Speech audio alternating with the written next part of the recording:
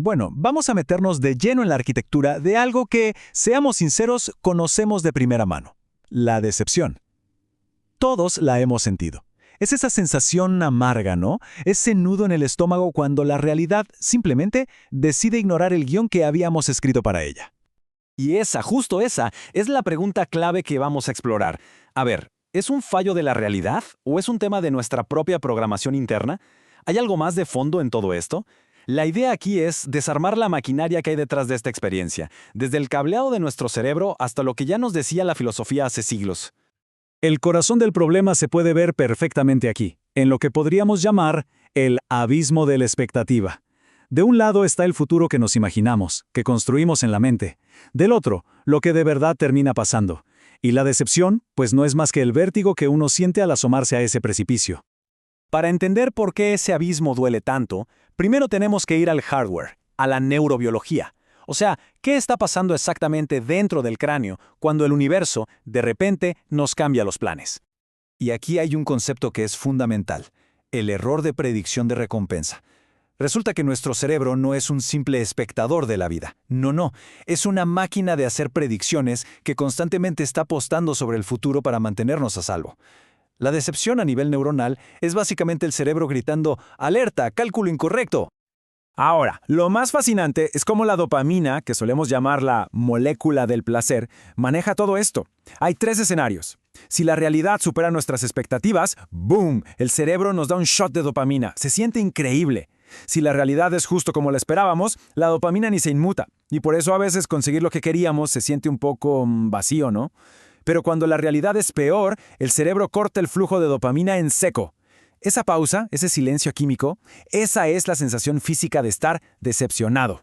Y esto nos lleva a un punto que lo cambia todo. Nuestro cerebro está diseñado para desear, no necesariamente para poseer.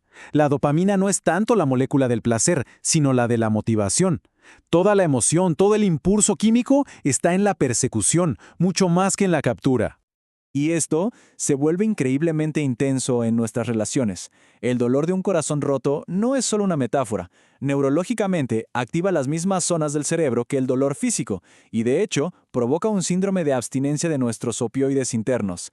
Es, en esencia, un dolor biológico, tan real como una quemadura.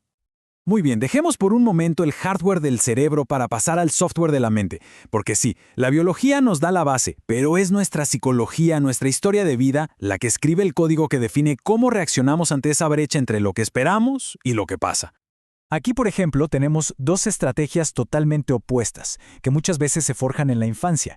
El estilo ansioso percibe cualquier brecha como una catástrofe y trata de cerrarla desesperadamente. En cambio, el estilo evitativo hace lo contrario. Desactiva el sistema. Su lema podría ser: si no espero nada, nadie puede herirme. El precio a pagar, claro, es que se vuelve muy difícil conectar de verdad. Y esto nos trae a una de las metáforas más potentes que existen: la decepción como un miembro fantasma. Así como alguien puede seguir sintiendo un brazo que ya no está, nuestra mente y nuestro cuerpo pueden seguir operando como si esa persona o ese trabajo que perdimos siguieran ahí.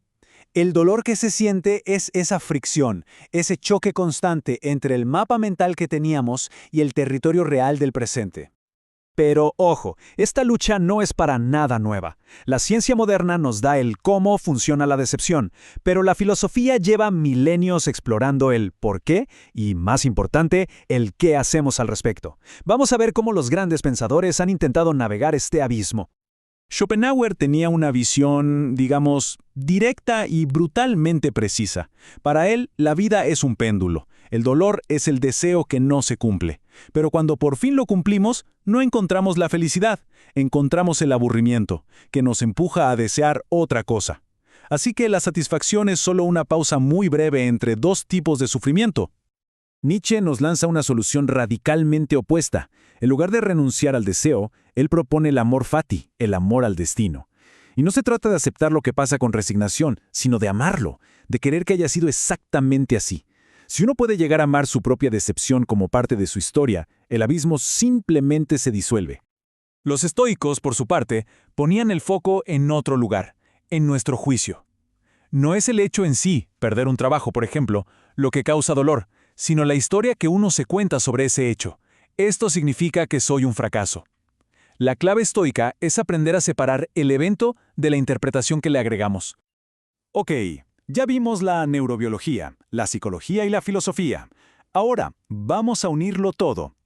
¿Cómo podemos usar este conocimiento para navegar nuestras propias decepciones de una forma más hábil, más resiliente?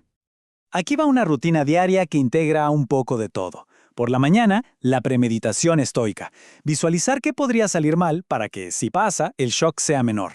A mediodía, un chequeo corporal. Notar si el cuerpo está en modo alerta o apagado y usar la respiración o el movimiento para regularlo. Y por la noche, en lugar de la ansiosa lista de pendientes, una lista de logros para celebrar lo que sí se hizo y darle al cerebro esa dosis de dopamina ganada.